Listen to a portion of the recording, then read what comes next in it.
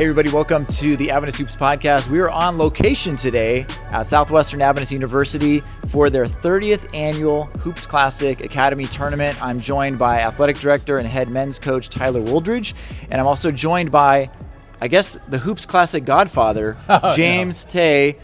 James, want to start with you. What does this tournament mean to not only this school, but also this larger region, the church? That's a great question. I mean, I never anticipated that we'd be doing it for these many years. But I think for me, what I see from this tournament obviously is the rich history of it, and then I also look at it as for me, it's like the you factor.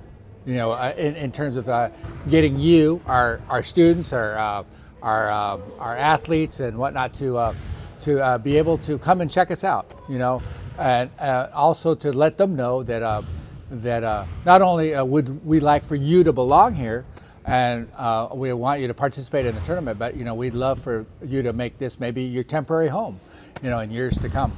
So for me, that would probably be a big one. And then the second thing is just the alumni that come back. The alumni that come back, they came as high school players. Went to college here, and then now they're giving back to their community by being coaches, teachers, athletic directors, administrators. We have quite a few alumni that come back. Tyler's one of them. And Tyler, you played in this tournament in the 2000s. I mean, what was the environment like back then? And you were coming from California, so I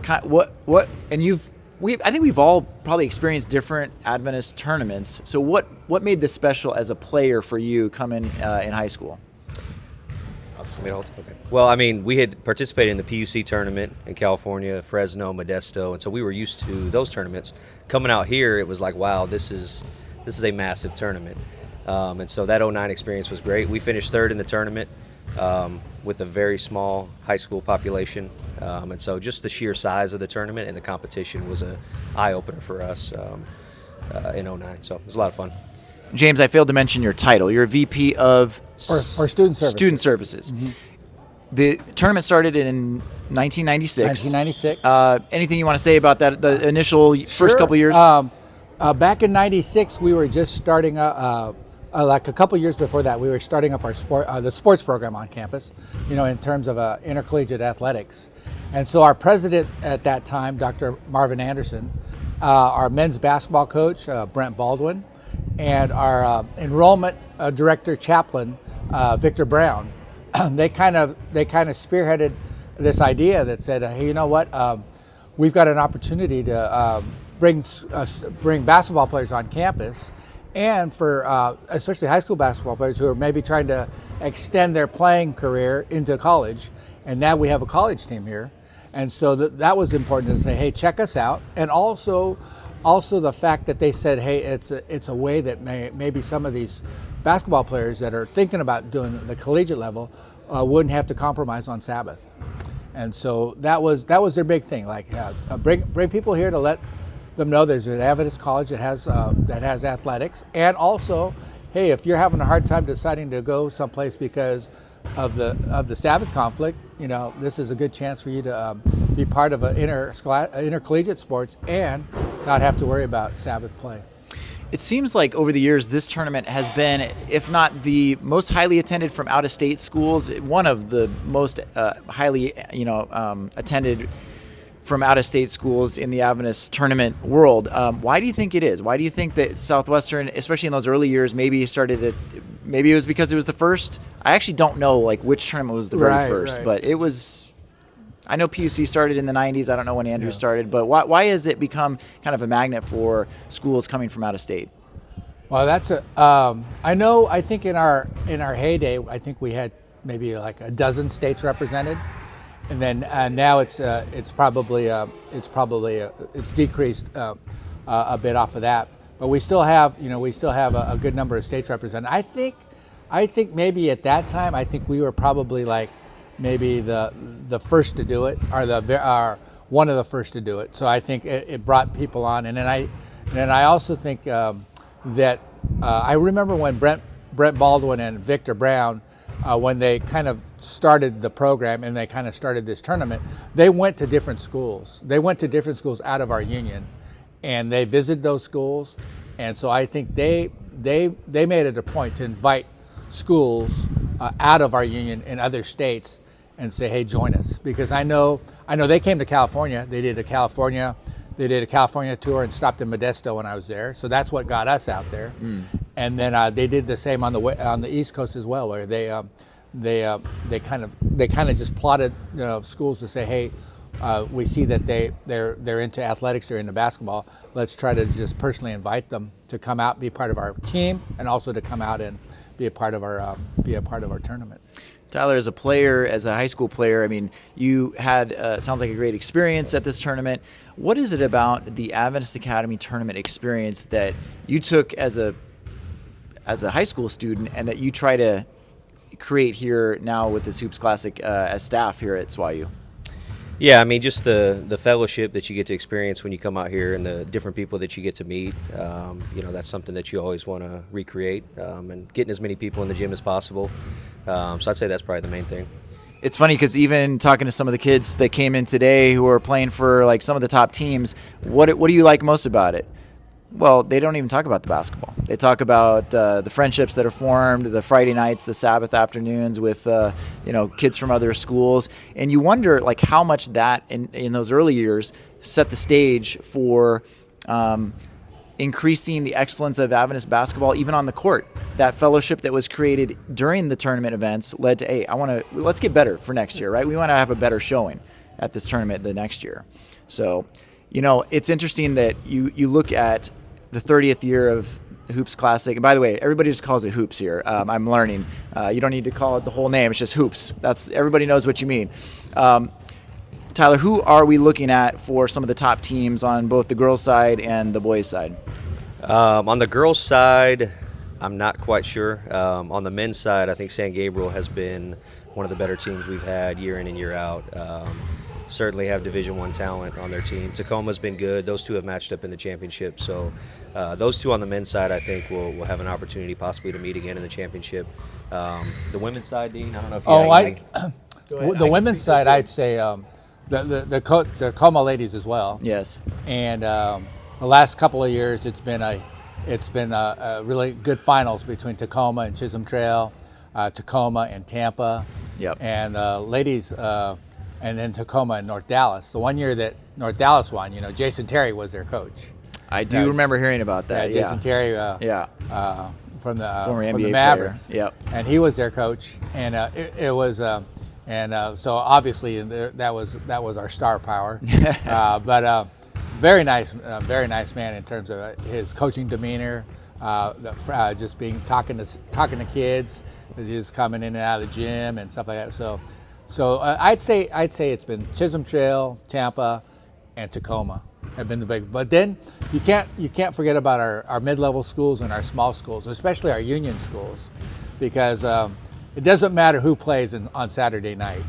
It's championship caliber, even for the schools that are not like on the level of the big schools.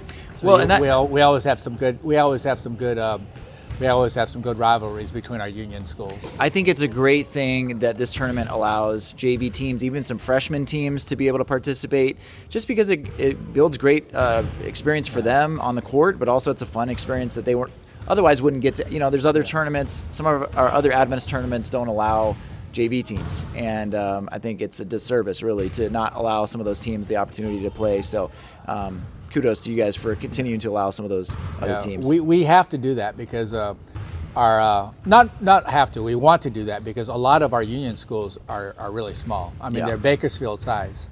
30, 40 kids. The whole team, the whole school comes, and so for us to not have that division or that separation would be a disservice to those students. What are you guys most proud of about this tournament? I mean, I've been to a number of these tournaments at our different colleges. What do you think is the most special about SWAU's Hoops Classic? I think it's just the set of memories that you create. I mean, when Tyler's team came from Bakersfield, I mean that was exciting because it was David Goliath. a school of 30 students, playing against schools of 100 or more, and them being as competitive. And I remember talking to Tyler's father, saying, we have to play big school because even though we're small, we have to be at the competition that would really challenge us. So I remember that. So there's David. For me, it's that. Also, like the story of redemption. I've noticed, like, I've had situations where someone was like someone played the year before and it was a near miss and it was just total heartbreak in the gym, and then the following year they were champions. And so for me, some of our schools. My daughter played on one of those schools where they had a last second attempt to win, lost, but the next year they won. And then quite a few three-peats, the Shenandoahs, the Kaya, FLA. What's Kaya? That was Collegedale Academy's team before they had sports. Got it. So they were like the Collegedale Athletic Youth Association. Yeah. So we've had some formidable teams that have come in and done repeats and three-peats. San Gabriel's on the verge, but I think so. Those are to me, it's like those special memories. Yeah. But I also think about the awe factor too.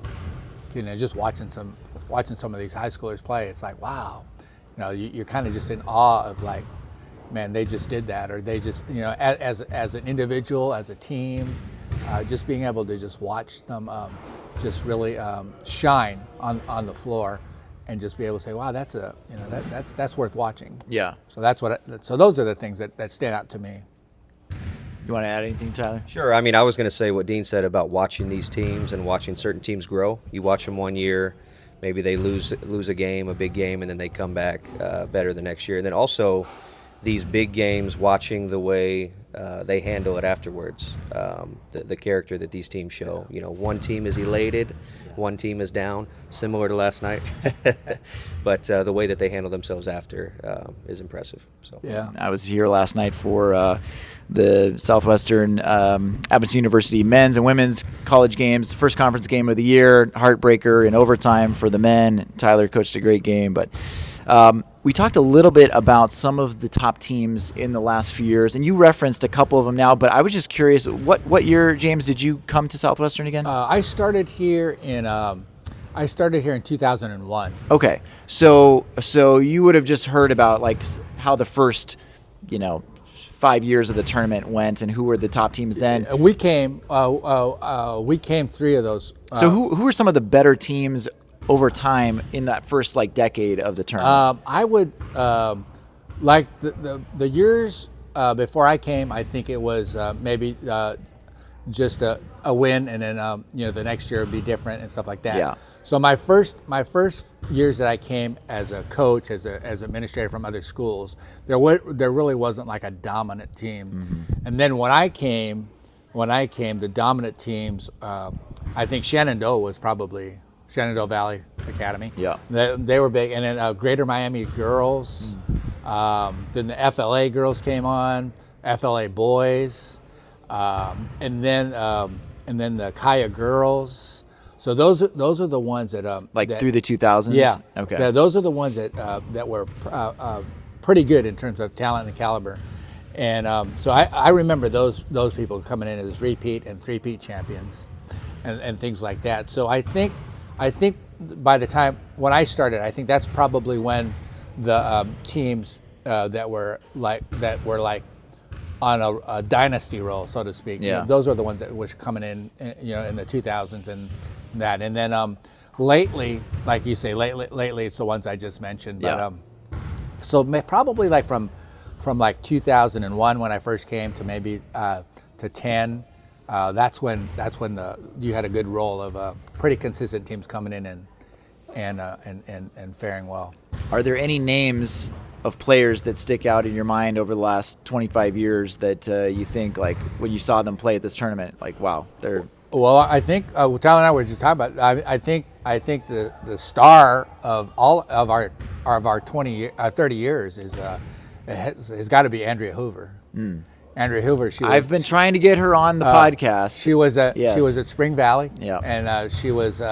I think they were back-to-back champions when she came, and when Spring Valley came, she definitely was very talented, and we knew that this was a special type of player. Yeah. And then years later, after going to Dayton, and then she gets picked in the first round by the LA Sparks. Yep. So I would say that she's probably one that is our claim to fame. I think Tyler's mentioned some people that have gone overseas, have maybe played professional, like out of the country and things like that. But I don't think anybody has made it on that NBA WNBA level. Yeah.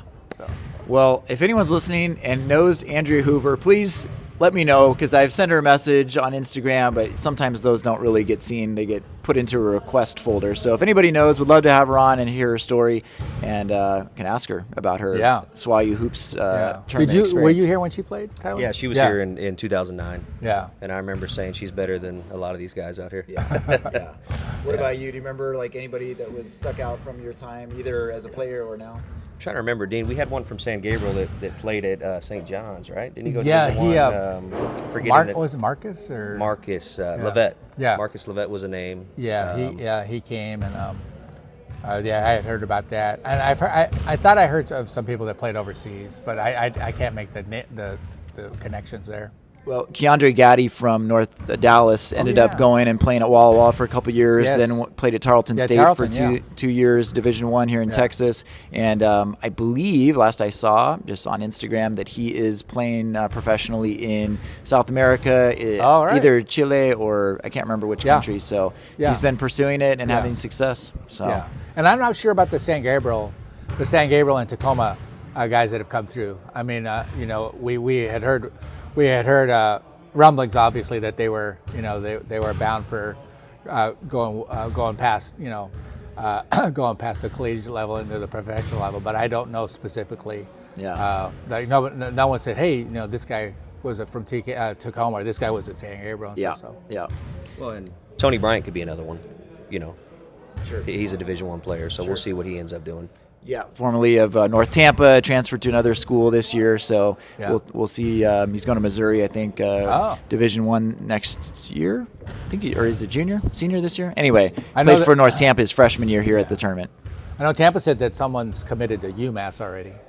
Okay. One of their players. Yeah. That's what had been mentioned, but I mean that's just conversations with people we know, not like specifically from that person. So, but also I would just like to say I'd like to thank the Chavez family, and there's a banner up there in honor of their support for our program, and so especially Paul Chavez, who has been coaching the Sandia View teams, which is one of our mid-level teams that have been very successful at winning championships at that level.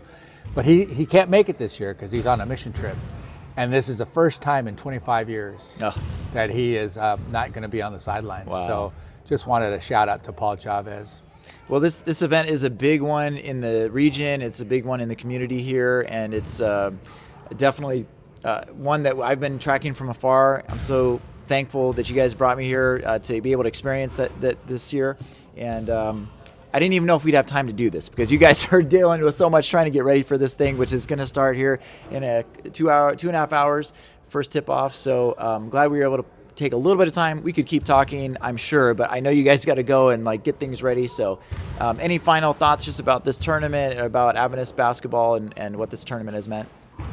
Also, I just want to shout out Dean Tay for all his work. So everything that he's done over the years to make this tournament what it is.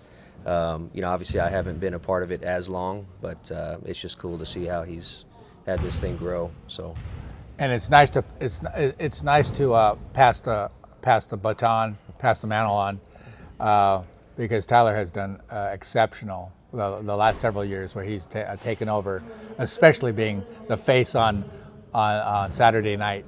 That's a big relief for me in terms of being able to be our SWAU our SWAU face for Saturday evening as we spend a lot of special time on Saturdays, and Tyler's done a great job at that. Got to try to take on at least 1 or 2 tasks. He's got the rest of them. Well, I'll tell you what, we have a suit again for this Saturday night. I'll be in a suit. Yeah. Okay.